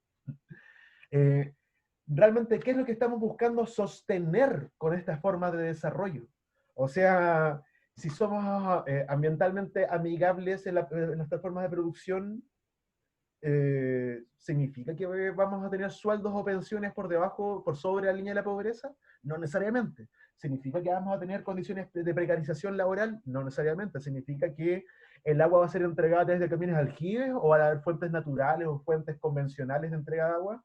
No necesariamente. Entonces están esas discusiones y tenemos que llenarlas de significado. Y para llenarlas de significado, yo creo que uno de los elementos principales hoy en día es entender, yo no me meto en el concepto, lo prefiero plantear de otra forma, cuando se habla hoy en día desde el metabolismo social. Y yo lo digo como las formas de producir y reproducir la vida. O sea, hay una forma de metabolismo que tiene la sociedad con la naturaleza, de esa relación social-naturaleza que se llama cultura, que tiene una forma cíclica de poder estar consumiendo y reproduciendo su territorio, su forma de percibir, producir y reproducir el territorio. Entonces, en ese sentido, cuando aparecen estas nuevas políticas que nos vacían del significado, lo que estamos haciendo es invisibilizar seguramente arbitrariamente a ciertas voces las cuales están mostrando conflictos y rugosidades espaciales. Eso por ese lado. Y segundo, sobre transparencia y accountability, no sé de qué trata el concepto, pero sobre transparencia, Escazú, etcétera, yo creo que hoy en día la academia tiene ahí una función que es relevante, muy relevante. O sea, Paola ya comentaba hace un rato el trabajo que había hecho, en el cual comprueban lo que venía diciendo Modatima hace 10 años era real, que habían 4 familias dueñas del agua en la provincia de Petorca. O busquen por ahí, hay una charla de esas charlas TED muy buena de un meteorólogo que se llama Antonio Donato. Es que Antonio Donato, charlas TED, ríos aéreos, ya le va a aparecer. Y él habla sobre cómo en la Amazonía, junto a millones de sensores remotos y análisis distintos y 20 años de utilizar supercomputadoras, se dieron cuenta de que en la Amazonía había tal evotranspiración que había un río aéreo que era más grande que el mismo Amazonas, que transportaba mayor caudal de agua que el mismo Amazonas. Pero dice al final que lo peor de todo es que pasaron así como 5 años después de esa investigación, va una charla de pueblos indígenas Yanomami, de David Copenagua. Y escucha a David Copenagua, y David Copenagua dice lo mismo que él se demoró 20 años en investigar, y muchas supercomputadoras, muchos recursos. Y va y le dice, oye, ¿cómo descubriste esto? Le dice, bueno, porque a mi abuela el espíritu se lo contó. Quiero decir varias cosas con eso. Quiero decir, uno, o sea, hay que poner nuevamente la oreja sobre los metabolismos sociales, sobre esas rugosidades territoriales, esas rugosidades espaciotemporales de otros tiempos. Uno es. Segundo, tenemos tremendas herramientas hoy día en nuestras manos, que no necesariamente, por ejemplo, en mi caso ha sido tanto hacer cartografías, análisis de base de datos, seguimientos de probabilidad, por ejemplo. Años atrás fui quien descubrió y publicamos el gabinete hídrico Sebastián Piñera, donde publicábamos cómo había un conflicto de probabilidad en los ministros, 7 ministros de Piñera que tenían derecho a aprovechamiento de agua, pero que además estaban involucrados en las discusiones de las políticas hídricas del país. Entonces empezamos a encontrar distintas herramientas que son muy útiles. Hasta también cómo armar un conversatorio por Zoom, una reunión por Zoom, hacer afiches, hacer muchas cosas. Entonces, hoy en día yo creo que tenemos distintas herramientas, las cuales son necesarias ponerlas tanto para la transparencia como para la defensa de las liderazas y líderes ambientales, porque Escazú trata de eso. Transparencia para la protección de los activistas ambientales. Pero, y con esto cierro esta parte, a mí me gusta harto el último tiempo un geógrafo que parece que ya falleció hace como unos 5 años, que se llama William Bunge. William Bunge es más conocido como el geógrafo taxista. ¿Por qué? Porque el tipo trabajaba en la Universidad de Chicago y por sus métodos de investigación y enseñanza lo echaron de la universidad porque era muy marxista, lo echaron de la universidad y se dedicó a hacer investigación desde el taxi que ocupaba para poder sobrevivir. Y ahí también empezó a sumar investigaciones son sumamente interesantes en Detroit, por ejemplo, sobre los distintos guetos, sobre cómo si caía una bomba nuclear en cierta parte, por las discusiones de la guerra nuclear, qué pasaría con los guetos, distintas cosas bien entretenidas. Y en ese sentido yo quiero decir como entonces que la teoría y el conocimiento que hemos acumulado no es excluyente para seguirlo utilizando solamente en la academia. La academia es sumamente importante. Sumamente importante. Yo en la academia aprendí a sistematizar y a metodologizar todo lo que la gente me venía comentando. O sea, ser capaz de relatar la geografía como las geografías, muchas geografías, no una sola geografía. Entonces yo creo que por ahí más o menos creo que está el rol hoy en día de la transparencia, de la información y de la protección de los líderes ambientales, como también este acompañamiento que tenemos que hacer y la oreja que debemos poner en la tierra para escuchar a quienes están luchando o tienen conflictos muy importantes. Y con esto cierro, porque se me estaba olvidando hace un ratito. Más aún tenemos una tremenda responsabilidad en la forma de investigar. Miren, hace una semana antes del plebiscito, del 25 de octubre, anduve en la provincia de Petorca. Fui a visitar a mi querida amiga Verónica Vilches, ella, la Paola también la conoce. Verónica Vilches es una luchadora, ella es una campesina luchadora, presidenta de la Agua Potable Rural de Cabildo, de San José de Cabildo, allá en la provincia de Petorca. La última instancia de gestión comunitaria del agua, las APR, esos son la última instancia de gestión comunitaria del agua en Chile. Le han intentado quemar la casa y quemar la APR. A la semana que estuvimos en San Lorenzo de Cabildo, alguien, no se sabe quién, todos saben más o menos quiénes son, pero no están las pruebas, fueron a quemar la iglesia de San Lorenzo de Cabildo, espacio de encuentro comunitario. O, como hoy en día, el último tiempo, ha ido distintos tipos diciendo que pertenece a la Dirección de Obras Hidráulicas, e invitan a la Vero a que vaya a caminar junto a ellos para que les muestren las instalaciones, sin mostrar ninguna credencial de nada. O sea, hoy en día hay gente amenazada de muerte, hoy día amenazan a gente, hoy día en Chile han matado gente por conflicto ambiental y conflictos sociales.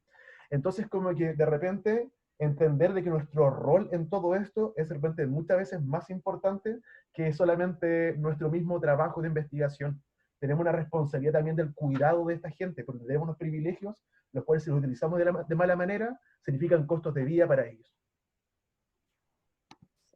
Yo quería terminar un poquito con algunas ideas nomás que plantea y que tienen que ver con dos elementos, ¿no? Ya que ustedes retoman una tradición que es el activismo, que hay que, yo creo que teorizar un poco, pensarlo bien, qué significa, ¿no? Por un lado, qué sentido tiene, pero también las consecuencias de las que plantea Camilo, porque en el fondo el extractivismo no es una cuestión teórica, y además es un modelo que se tiene que ver con una violencia ambiental que se instaló en Chile, con una arquitectura legal muy, muy concreta. Entonces, ustedes también van a estar expuestos junto a los líderes, cuando uno investiga en estos temas también está expuesto de alguna manera a distintos tipos, a la descalificación académica. Por eso es tan importante generar investigación sólida, consolidarla, trabajarla, porque en el fondo todo el tiempo te estás discutiendo, ¿no? Ahora hace poquito salió este estudio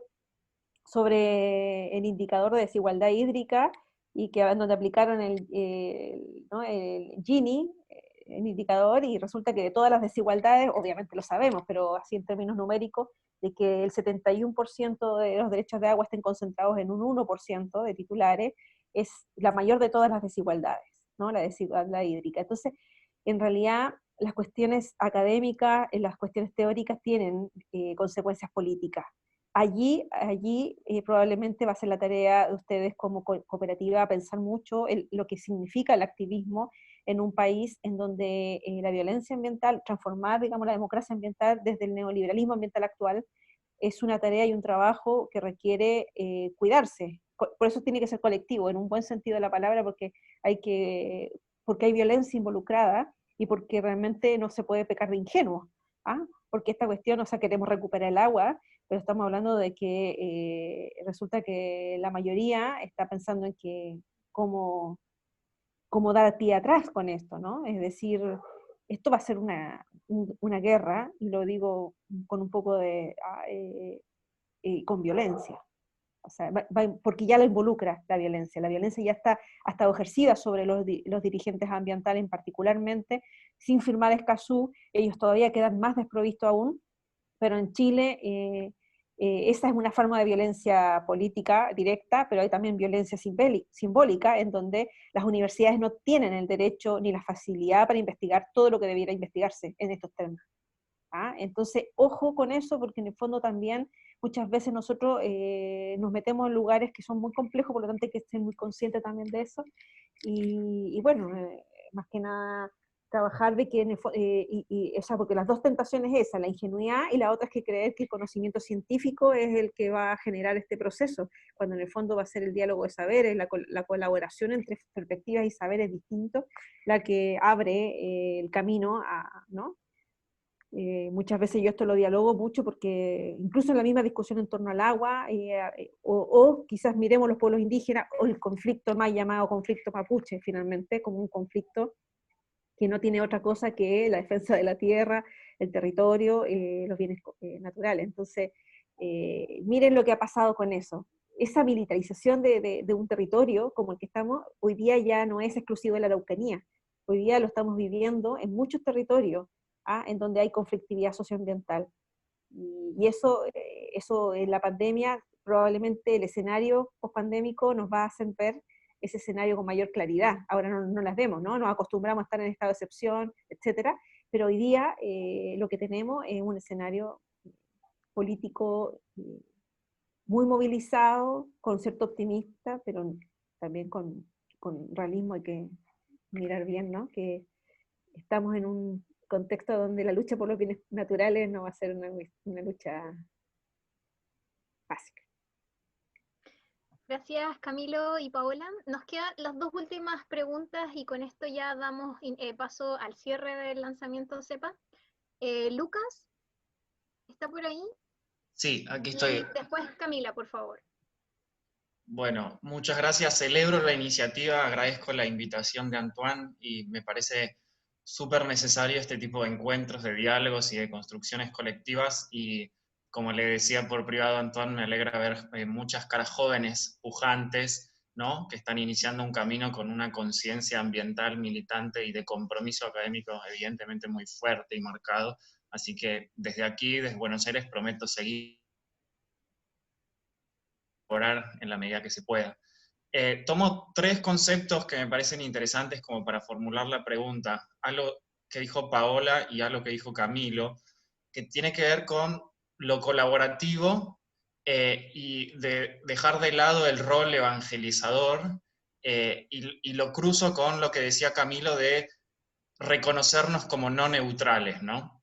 Y entonces mi pregunta es, ¿cómo hacer a la vez, en un mismo proceso cooperativo y colectivo, un conocimiento académico relevante, riguroso, que, digamos, logre sortear estos embates que muy bien Paola marcaba, y que a su vez dialogue de manera franca, ¿no?, con los verdaderos protagonistas de los territorios. Y que yo creo que hay mucho también de ciertos trabajos que, de alguna manera, quizás bien intencionados, ponen en boca de los protagonistas un lenguaje que los mismos protagonistas en ocasiones no terminan de ser sus propias palabras, ¿no?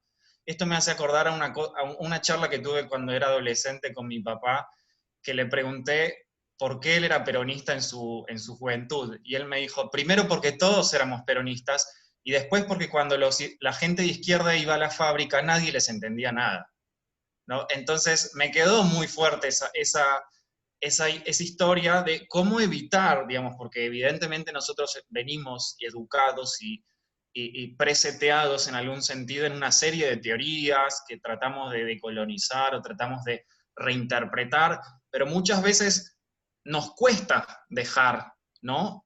O despojarnos completamente cuando vamos a esos territorios. Entonces, ¿cómo hacer para consolidar y combinar este proceso? Y si, como les preguntaba, son partes de una misma estrategia y hay ocasiones donde estas dos luchas, ¿no?, y estos dos elementos pueden consolidarse quizás en una misma actividad, en un mismo escrito, en una misma teorización, y hay otros momentos en los cuales tienen que ser quizás más pasos progresivos y sucesivos.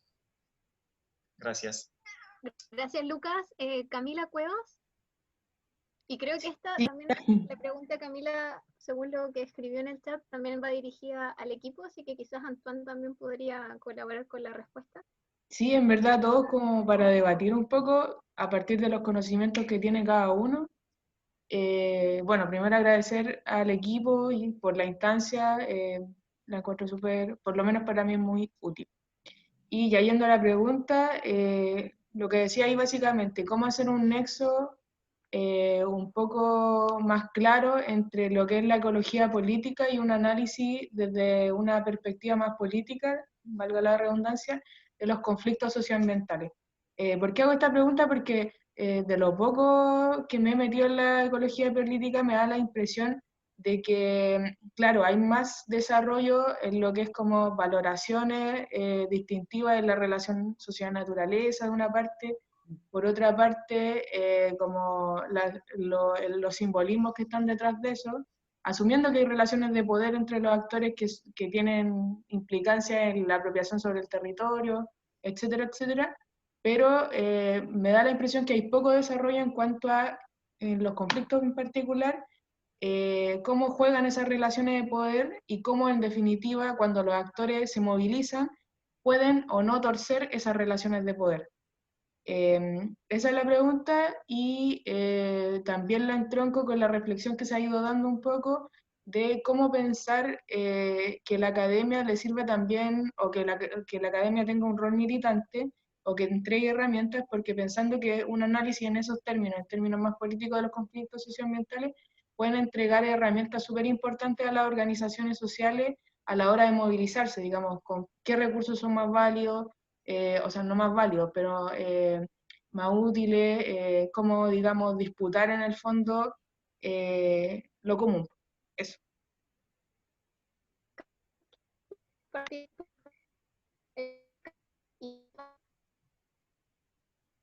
¿Qué pasa? ¿Se puede?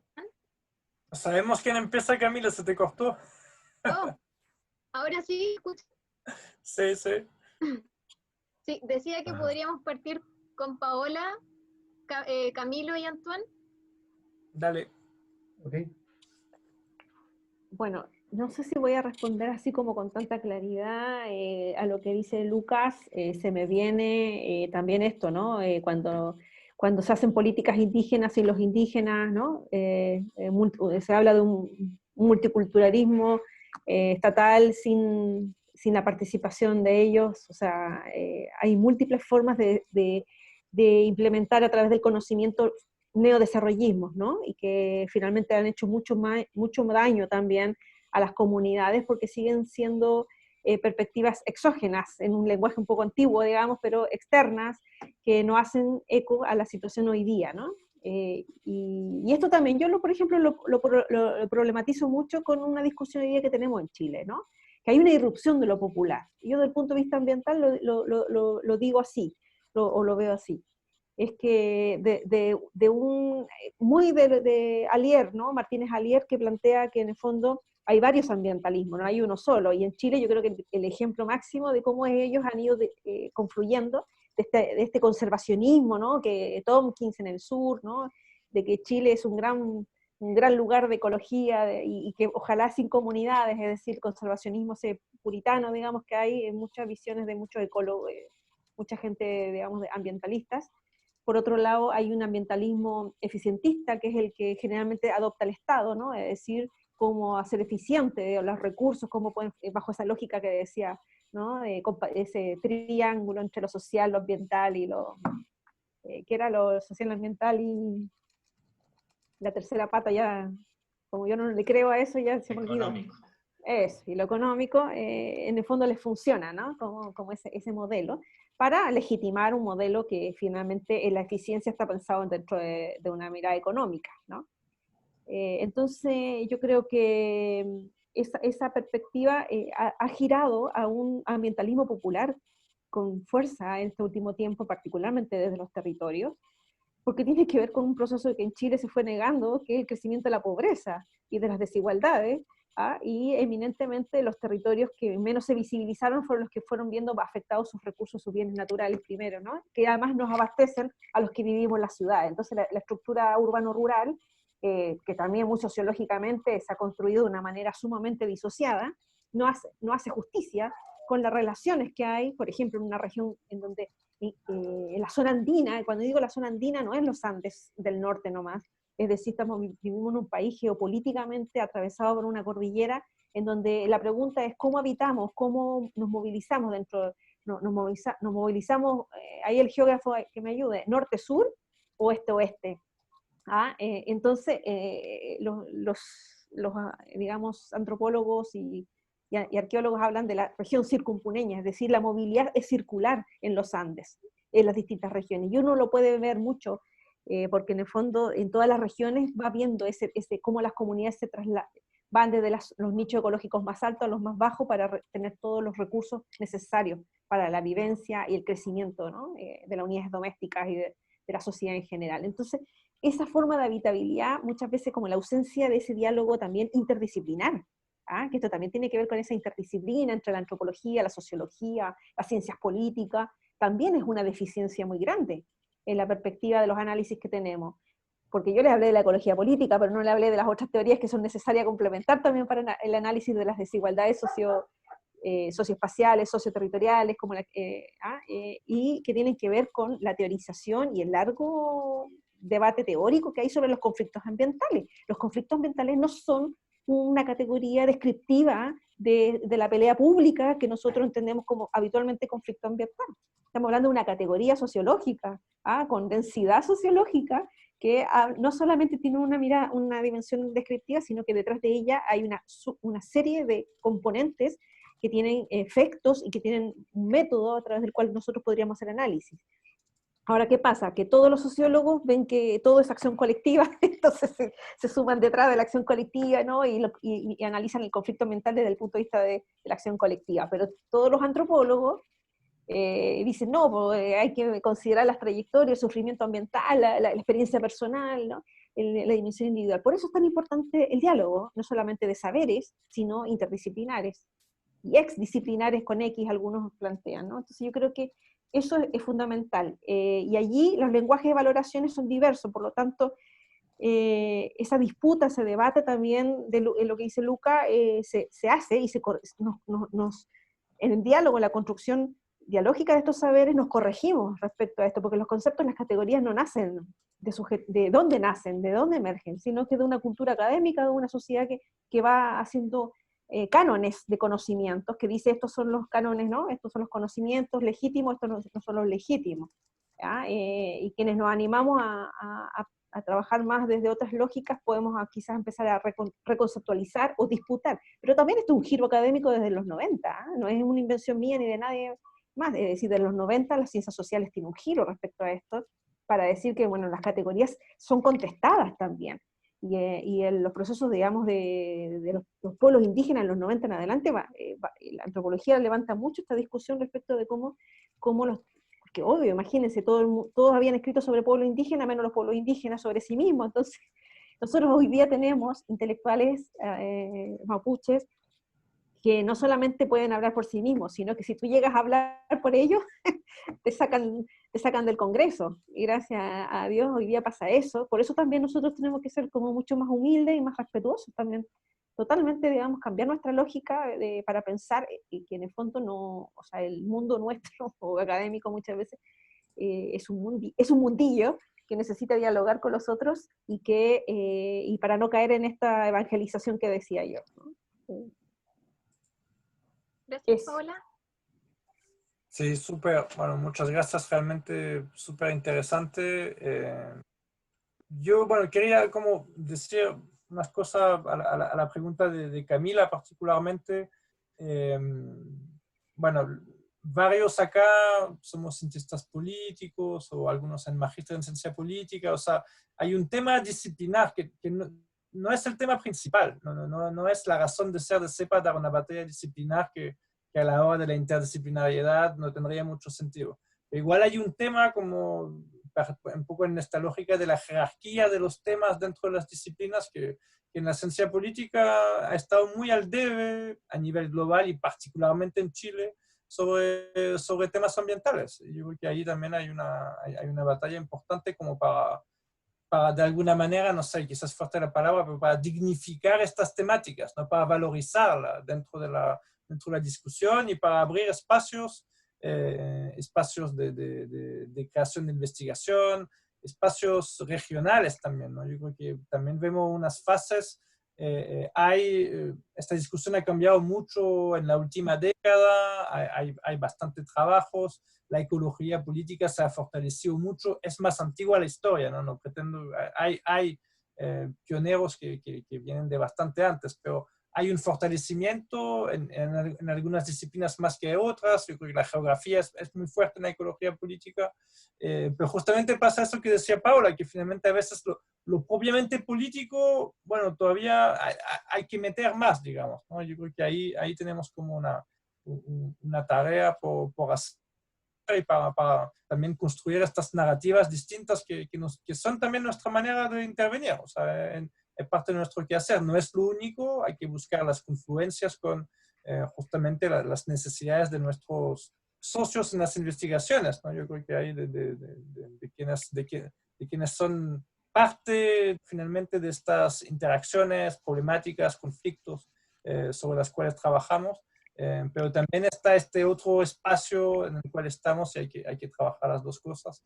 Y también recojo completamente el llamado de Paola a teorizar, o sea, un poco los dos llamados, ¿no? El llamado de Lucas a tener cuidado de cómo hablamos y que no son contradictorios, yo creo, o sea, como hay que tener una reflexión sobre la praxis, básicamente, y esta reflexión incluye tener un lenguaje abordable, un lenguaje también que se adapte a los contextos, o sea, vamos a seguir escribiendo papers y qué sé yo, informes, y van a tener cierto lenguaje, y y podemos tratar de innovar en otras circunstancias. Pero también, claro, yo creo que hay una reflexión teórica y esa también es parte de lo que le quería responder a Camila, ¿no? Que nos pusimos como colectivo de estudios político-ambientales. Yo creo que lo socioambiental ya está súper asumido, ¿no? Que los conflictos ambientales son socioambientales. Ahí también Paula tenía una reflexión súper interesante, que la disociación de lo social y lo ambiental finalmente es abrirle la puerta abrirle una autopista más bien al extractivismo, pero justamente para diferenciarnos, un poco para decir dónde queremos hacer una contribución, está esta idea de político ambiental que tampoco lo tenemos tan conceptualizado, ¿no? Hay como intuiciones ahí, hay que trabajar todavía y apoyándose ahí en este trabajo interdisciplinar de todas maneras. Entonces, eso como por mi parte para ir cerrando y agradeciendo a todos por su participación y esta rica conversación que invita a muchas más. ¿Cierto, Camila? Sí, por supuesto. Lo último para Camilo, el espacio, algunos minutitos. Ok. Sí, de verdad. Sí. Primero, sobre lo que comentaba Lucas, sobre esto de asumir una no neutralidad y tener cuidado o tener siempre las perspectivas necesarias para no tener como una política colonizadora o una forma de actuar de forma colonizadora, o sea, más una forma emancipadora. Y yo creo que hay una cosa respecto al tiempo y el espacio, de que las comunidades indígenas vienen hablando, bueno, de tiempos ancestrales, que es como cuando yo hace un rato también hablaba, esto lo del ser y el estar, ha sido lo que me ha dado vuelta a mí durante toda la cuarentena. Y entonces como esto de repente de que el ser el ser y estar es un proceso tanto de tiempo, o sea, un proceso de historia, de todo lo que viene hacia atrás de mí, todas las experiencias, todos los cúmulos de experiencias que yo tengo, familiares, de historias, relaciones espaciales, etc. Y también del espacio como el resultado de esas historias en el presente. Hay un geógrafo francés, anarquista, que se llama Elisée Reclus, que es como de mediados del 1800, el cual habla también de estas relaciones intrínsecas entre la historia y el tiempo. Más aún, Elisée Reclus escribe también en esa época, escribe un libro hermosísimo que se llama El Arroyo, y habla sobre cómo el río nace en una cuenca imaginaria y se mueve por toda la cuenca y va describiendo todas las relaciones sociales que existen en él. Eso, que lo hizo muchos años después, pero lo hizo en la provincia de Petorca, Jessica Batz, en un artículo en este momento no recuerdo cómo se llama, pero habla sobre el ciclo hidrosocial, sobre todas estas relaciones sociales que existen con el territorio. Y cómo existe también ahí una confluencia y lógicas de poder entrometidas entre ellas. Y yo creo que el ser y estar pensando en el presente y en el pasado es lo que también nos hace pensar y darnos cuenta de las formas emancipadoras que necesitamos hoy en día. Porque también de repente pensamos mucho que el ser y el estar están en el futuro. Y ese futuro hace uno posponer siempre algo hacia el futuro y pensar que en el futuro se encuentra la respuesta cuando realmente se encuentra tal vez acá en nosotros mismos. Mira, hace poco tiempo también allá en la provincia de Petorca, conversando con dirigentes de agua potable rural, como ya se la hace un ratito, la última instancia de gestión comunitaria de agua en Chile es lo que hay que defender, bla, bla, bla. Vino un viejito y me dice, mira, yo creo que las APR son malas, y a las APR no deben existir. Y yo así, pero ¿cómo puede ser eso? Me dice, nosotros, antes de la existencia de las APR, no teníamos límites en el consumo de agua. No significaba eso que nosotros desperdiciáramos el agua o que la anduviésemos como, digo, que no fuésemos eficientes con ella. Pero el concepto de eficiencia también era distinto. Y con eso me uno como a lo que comentaba Camila, respecto a cómo se puede profundizar desde la ecología política, el análisis de los conflictos ambientales. Yo creo que también ahí nuevamente hay una discusión que es para mí muy importante que se da en la ecología política, pero de repente ni siquiera tan entrometida en una sola área epistemológica o paradigmas, que es como la significación de la naturaleza, o sea, entender hoy en día cuáles son las relaciones sociedad-naturaleza. Y en ese sentido yo creo que podemos empezar a entender de que en esa significación podemos encontrar hoy en día, por ejemplo, en las mismas organizaciones ambientales, ya no solamente echándole la crítica a los extractivistas. Hoy en día hay organizaciones ambientales que hablamos de la recuperación del agua y otras que hablan de la nacionalización del agua. Chuta, pareciera que fuesen cosas muy parecidas, pero en las formas de proceder, en un cambios sociales, en la forma de la metodología, son bastante distintas sus relaciones de poder. Entonces empezamos a encontrar pequeñas diferencias ahí. O el mismo concepto de naturaleza. Hay un artículo bien bueno de Eric Swingedo, o Swingedo, no sé cómo se pronuncia, que se llama La naturaleza no existe. Y ahí también entra como en esta discusión, o sea, la naturaleza es lo que está allá, es lo que está alejada de nosotros, es lo que se encuentra fuera de la ciudad, o es también todas las relaciones que nosotros podamos tener en una construcción también de la naturaleza. O por ejemplo, como los homofóbicos, los grupos homofóbicos hoy en día, ocupan también la naturaleza no como un concepto de libertad, sino como un concepto de poner barreras, límites. Porque cuando te dicen que la homosexualidad es antinatura, están teniendo una definición de lo que es la naturaleza. Entonces, cuando entendemos eso, que no es solamente teoría, que no es solamente reflexión, sino que la palabra y su significado existen en el territorio, estamos entendiendo que existen controversias, que existen relaciones y agrupamientos de gente a través de esas palabras y de la forma de relacionarse. Existen redes. Y esto no lo estoy inventando porque lo habla, yo estoy trabajando en mi tesis, lo habla Bruno Latour, un antropólogo, sociólogo francés, cuando habla de las controversias y las teorías del actor red. Entonces habla de cómo nosotros desde nuestros enunciamientos y distintos procesos de cómo esos enunciados se van tejiendo en un territorio, terminamos en cosmovisión y psicosmografías. O sea, en las formas en las cuales estamos percibiendo, produciendo y reproduciendo el territorio. Y eso, si no es política, chuta, no sé qué será la política. Gracias, Camilo. Con esto ya damos pues, el cierre de nuestro lanzamiento. Agradecemos especialmente a Camilo y Paola por acompañarnos y por aceptar la invitación. Y, por supuesto, también a todos los asistentes que se sumaron a través de esta plataforma que nos permite estar desde distintos rincones de Chile y del mundo. Y creo que nos vamos con distintas tareas, con harto que reflexionar, mucho que trabajar, pero también con muchas ganas de seguir avanzando en este proyecto y seguir consolidándonos. Así que esperamos también poder volver a encontrarnos muy pronto y por supuesto pueden seguirnos por redes sociales y también visitar nuestra página web para que conozcan más sobre el proyecto y nos contacten ante cualquier duda. Así que muchas gracias por venir y ya nos encontraremos en una segunda oportunidad. Muchas gracias también a ustedes, y ánimo. Sí, nos estamos viendo. Chao. Chao, chao.